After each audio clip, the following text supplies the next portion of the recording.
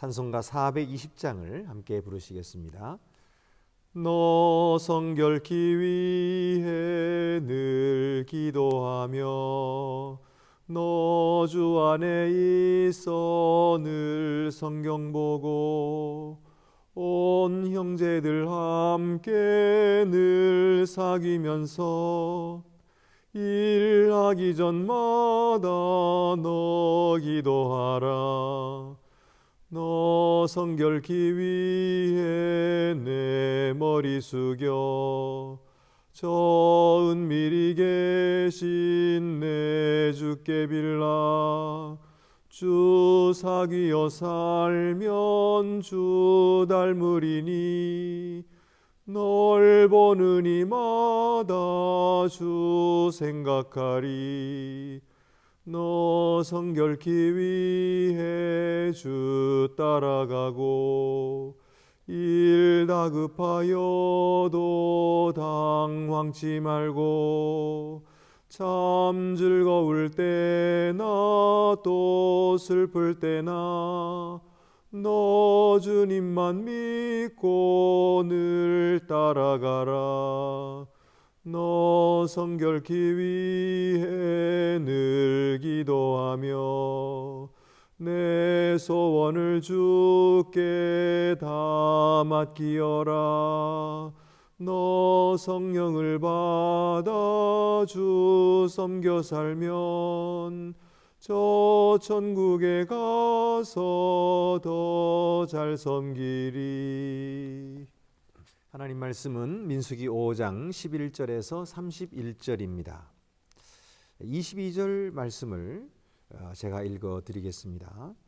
이 저주가 되게 하는 이 물이 내 창자에 들어가서 내 배를 붓게 하고 내 넓적다리를 마르게 하리라 할 것이요 여인은 아멘 아멘 할지니라. 고대에는 이런 과학이 발달하지 않았기 때문에 부부 사이에 정결한 문제가 생겼을 때에 그것을 엄밀히 조사하거나 하지를 못했습니다. 그래서 부인에게 어떤 남자와의 관계가 있어서 부정함을 저질렀는데 그것이 아무런 증거가 없다든지 또는 저지르지를 않았는데 남편이 의심한다든지 하는 문제가 생기면은 이런 부부 사이에 의심을 가지고서는 건강하게 부부의 생활을 계속해서 유지할 수가 없게 되는 것이죠. 그래서 하나님께서는 이 문제를 해결하고 서로 신뢰하는 부부로 회복시켜 주시기 위해서 이렇게 규정을 마련한 것입니다. 그래서 남편이 아내의 정결함을 의심하게 되면 그 아내를 데리고 제사장에게로 가는 것입니다.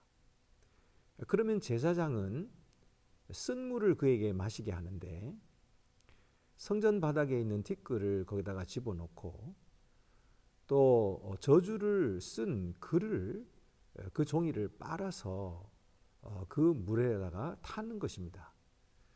그리고서는 오늘 제가 읽은 이 말씀처럼 제사장이 저주의 말을 하고 그 말을 들은 이 아내는 이 여인은 아멘 아멘 하는 것입니다.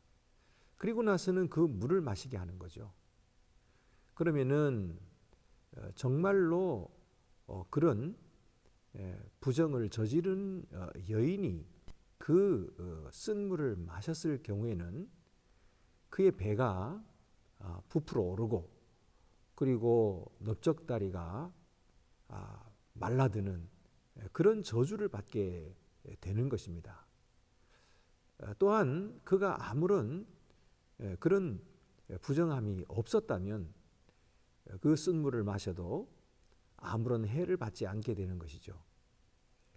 자, 이런 규정을 왜 만드셨을까요? 우리가 얼른 보면 이것은 그때 당시에 가부장적인 제도 아래서 여자에게만 책임을 묻고 남자는 아무런 해를 받지 않는 너무나 불공평하고 차별적인 그런 제도라고 생각하기가 쉽습니다. 그러나 사실은 그렇지가 않습니다. 당시의 고대 근동 사회에 이 여성의 지위라고 하는 것은 너무나 형편없었던 것이죠.